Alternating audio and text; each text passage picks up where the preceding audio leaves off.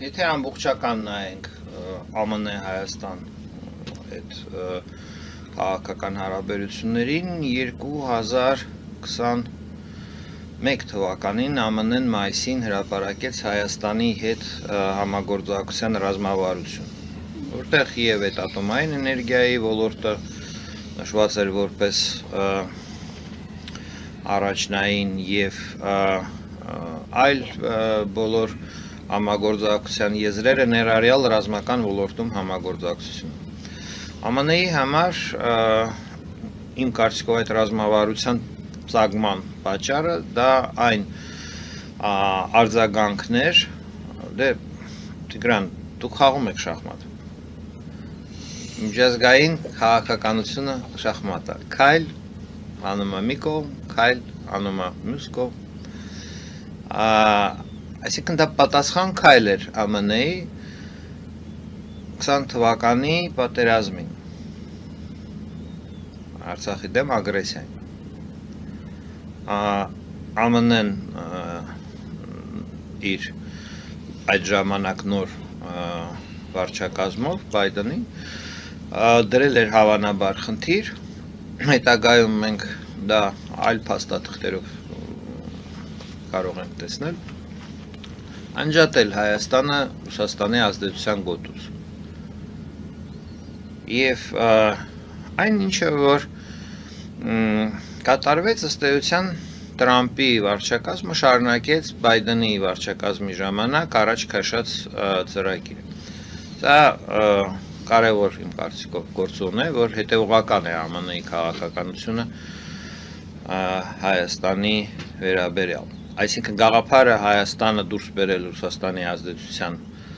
ոլորտից ԱՄՆ-ի համար ռազմավարական է երկու կուսակցությունների համար, եւ դեմոկրատների եւ հանրապետականների։ Կարելի է ասել, որ դեմոկրատները եւ Բլինկենի քաղաքականությունը, եթե վերլուծել, տպավորությունը այն է, որ ԱՄՆ-ն հանդես էին գալիս աջակից, որպեսզի Հայաստանը դառնա Եվրոմիության անդամ։ Այսինքն ԱՄՆ-ն իր կողմից պատրաստ էր ներդրում անել Հայաստանին ռուսական ազդեցությունը թուլացնել։ Ռուսական ազդեցությունը Հայաստանի համար արտահայտված է էներգետիկ ոլորտում կախվածությունից, ռազմական ոլորտում կախվածությունից եւ այլ հիմնական այդ երկու խոշոր ոլորտները ռազմականն են եւ էներգետիկ։ Եվ այստեղ իմ կարծիքով կա տարբերություն, որտեղ Տրամպի վարչակազմը արդեն չունի տենց առաքելություն, տենց գաղափար, որպեսզի Հայաստանը աջակցել Հայաստանի Եվրոմիության անդամության։ Այսինքն հիմա ԱՄՆ-ն իրականացնում է, շարունակում է այդ քաղաքականությունը, որ ասացի, Ռուսաստանի ազդեցության ոլորտից Հայաստանը դուրս բերելու, բայց արդեն նպատակ չունենալով աջակցել Եվրոմիության եւ Հայաստանի միավորմանը։ Այդ հանգամանքը իմ կարծիքով կարևոր է եւ որոշիչ է, որովհետեւ եթե Ռուսաստանը կտրականապես դեմ էր Բայդենի վարչակազմի նախաձեռնություններին եւ 24 թվականի ապրիլի 5-ին, մենք տեսանք շատ սուր արձագանքը բանի դեմ, Բրյուսելում Երակոմ սամիտի դեմ, 24-25 երբ որ եւ Ռուսաստանի Դաշնությունը այսպես կոշտ արձագանքեց եւ Ադրբեջանը եւ Թուրքիան։ Այսինքն հիմա կարծես թե Ռուսաստանի արձագանքից Վաշինգտոնում ստորագրած օգոստոսի 8-ին նախաստորագրած հաղորդության պայմանագրի նկատմամբ շատ մեղմ է եղել ռուսական, այսպես ասած, արձագանքը եւ ամեն ինչը տեղի է ունեցել այնպես, որ կարելի է ենթադրել, որ օգոստոսի 9-ին, ես կարծեմ թե ձեր եթերում դրա մասին ասել եմ, ԱՄՆ-ն հայտարարեց Վլադիմիր Պուտինի հետ հանդիպման մասին Ալյասկայում, փոխկապակցված են այդ Ռուսաստան-ԱՄՆ հարաբերությունները, ԱՄՆ-Հայաստան, ԱՄՆ-Ադրբեջան, IS հարաբերությունները դրանց մի մասն են։ Գուցե Ռուսաստանը չի արձագանքում, որովհետև կա պայմանավորվածություն, որ Ռուսաստանը այս կամ այն ձևով մասնակցելու է ծրագրին։ Դա փոքր բաներ են, իրականում Ռուսաստանի համաձայնությունը, ծպնյալ համաձայնությունը, ես այսպես եմ տեսնում, Ռուսաստանի Դաշնությունը գլխավոր որոշողն էր եւ Հայաստանի եւ Ադրբեջանի ղեկավարները չին կարա Ռուսաստանի դիրքորոշմանը դեմ քայլանեին, այսինքն եթե իրենք գնացին Վաշինգտոն, Ռուսաստանի Դաշնությունը դեմ չէր, ընդ որում հասկանալի է, որ այստեղ ԱՄՆ-ն կարողացավ Ռուսաստանի հետ գալ կոնսենսուսի, հետագա, այսպես ասած, քաղաքական ճարտարապետության վերաբերյալ տարածաշրջանում։ Ադրբեջանի վրա հասկանալի է ԱՄՆ-ն ուներ բավականին մեծ կոմպրոմատ, այսինքն այնպես չի, որ Խամալի վտեղ որոշելու տեղ ուներ, էթնիկ զտման վերաբերյալ զեկույցը արդեն հրապարակված էր, մարդկության դեմ կատարված հանցագործության հանգամանքը արդեն սեղանին դրված էր եւ Ալիևի համար տեղ լուրջ տևանքներ կային։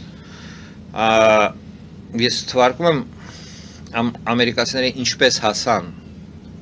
Պուտինի հետ գործարկով ինչ-որ մի բանի դեմ կոնսենսուսով Ալիևի հետ պարզապես շանտաժով եւ վերջնագրով, որ պիտի սա անես, եւ ինձ թվում է նույնը Հայաստանի հետ, որովհետեւ այս եւ 20 թվականի պատերազմի իրադարձությունները հիմա արդեն կարելի է ասել, որ Նիկոլ Փաշինյանը նույնպես խոցելի ֆիգուր է, իր դեմ նույնպես կա կոմպրոմատ, Հայաստանում կարելի է եթերում ամեն ինչ խոսալ, հա, Առայժմ, այո, առայժմ կարելի է, բայց միջազգային ասպարեզում դեստրուկտիվ գործունեությունը Փաշինյանի 20 թվականի ադրբեջանական ագրեսիային աջակցելու քայլերը ակնհայտ են, եւ իմ կարծիքով ինքը նույնպես խոցելի ֆիգուր է, իսկ ընտրություններից ընդառաջ ավելի սուր էր իր դրությունը, եթե այդ ինչ-որ միջազգային ասպարեզում քայլեր լինեին իր հետ կապված իր դեմ, գրեթե անհնար կլներ ընտրություններում տպավորություն ստեղծել, որ դա ժողովրդավարական է եւ այլն, այսինքն պիտի ակնհայտ կոշտ, հիմա էլ փափուկ չի նախընտրական ընթացքը, հա, ուղղորդված է ձերբակալումներով, կալանքներով եւ այլն, բայց այդ դեպքում արդեն պարզ դիկտատորական պիտի ինչ-որ վարկագիծ ձեռք բերեր Փաշինյանը եւ այդ Հայաստանի ժողովրդավարական կերպարը առհասարակ կոչնչանար։ Եվ այստեղ ուզում եմ ասեմ, որ Հայաստանի եւ Ադրբեջանի ղեկավարները իրենք պարզապես մանյովր չունեին, տեղ չունեին մանևրելու, Ռուսաստանը համաձայն էր եւ ԱՄՆ-ն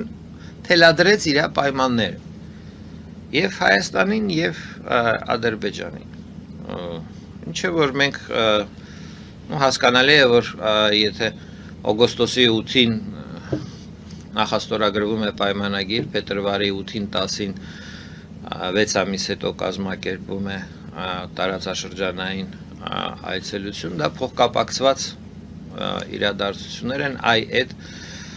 բանակցված փաթեթի շուրջ, որտեղ ԱՄՆ-ն հանդես է գալիս թելադրողի դիրքերից, կողմերին թելադրում է պայմաններ եւ ունի կանաչ լույս Մոսկվայից դա անելու, այսինքն Մոսկվան իր ազդեցությունը թե Ադրբեջանի, թե Հայաստանի վրա անջատել է, խոչընդոտ ԱՄՆ-ի համար չկա, իսկ մասնակիցները այնքան խոցելի են, որ իրենք չեն կարող ինքնուրույն ռեսուրս հակադրվել ԱՄՆ-ին, չունեն, ոչ Փաշինյանը, ոչ էլ Ալիևը։ Եվ այստեղ մենք հիմա ունենք, որ այո, ԱՄՆ-ն թելադրում է, ինչպիսին պիտի լինի տրանսպորտային Հայաստանի տրանզիտային քաղաքականությունը, Թուրքիա-Ադրբեջան տրանզիտը ինչպիսին պիտի լինի, թելադրում է իր առաջարկը Հայաստանին ինչպես նվազեցնել կամ վերացնել էներգետիկ կախվածությունը Ռուսաստանի Դաշնությունից, հավանաբար թելադրում է նաև ինչպես ռազմական ոլորտում վերացնել կախվածությունը Ռուսաստանից, բոլոր այսպես ազդանշանները մեզ մատուցված էին այցի ժամանակ, չէ, եւ հետախուզական անօթաչու սարք մատուցեցին եւ հնչեցրեցին այդ մոբիլ մոդուլային ատոմակայանների ծրագիրը առաջարկման արդեն իր գնային ինչ-որ որոշակի բաներով, ինչ կարժենա Հայաստանի համար դա, եւ այլն, եւ այլն, ինչ վերաբերվում է ներդրումներին, մասնավոր ներդրումներին, հա, որտեղ արհեստական բանականության ոլորտում դա մասնավոր ներդրում է,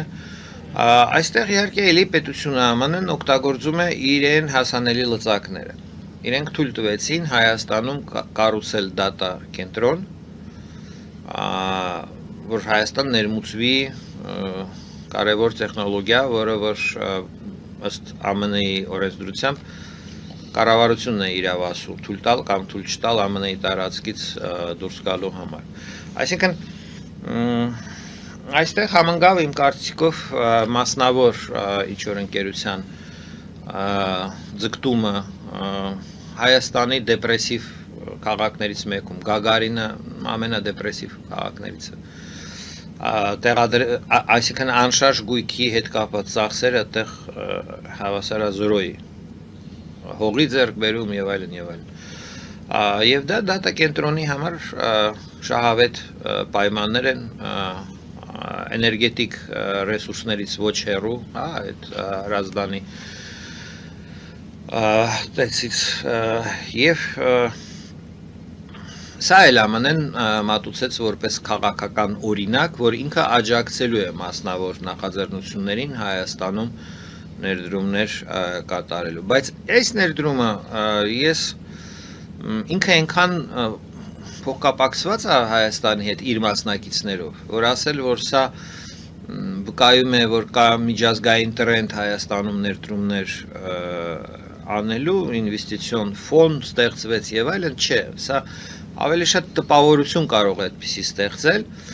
այսինքն դա կարող է հետագայում նախաձեռնողները Հայաստանի հետ փոխկապակցված անձիկ են, այս ներդրումը, այսինքն դա այն դասական տարբերակը չի, երբ որ Հայաստանը արդեն երկիրը ձեռք է բերել ներդրումային գոտու համբավ եւ տարբեր ընկերություններ սկսում են դիտարկել այնտեղ ներդրում անելու հնարավորությունը, սա դիտարկվում է իմ կարծիքով բիզնեսի թե համաշխարհային թե Հայաստանում կողմից որպես եզակի եւ այսպես յուրային օրինակ, որպեսզի քաղաքական պրոյեկտը առաջ տանել, հարկավոր էր նաեւ PR, հա, աջակցություն, ԱՄՆ-ն գնաց աննախադեպ իր համար քայլի, թույլ տվեց այդ դատա կենտրոնի համար անհրաժեշտ կոմպոնենտները ներմուծվեն Հայաստան ԱՄՆ-ից, բնականաբար տեսնելով այն ռիսկերը, որ դրանք քիչ ժամանակ անց կարող են հայտնվել Ռուսաստանի Դաշնությունում։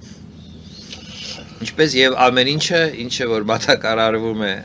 Հայաստան ռազմական ոլորտում եւ այլն եւ այլն։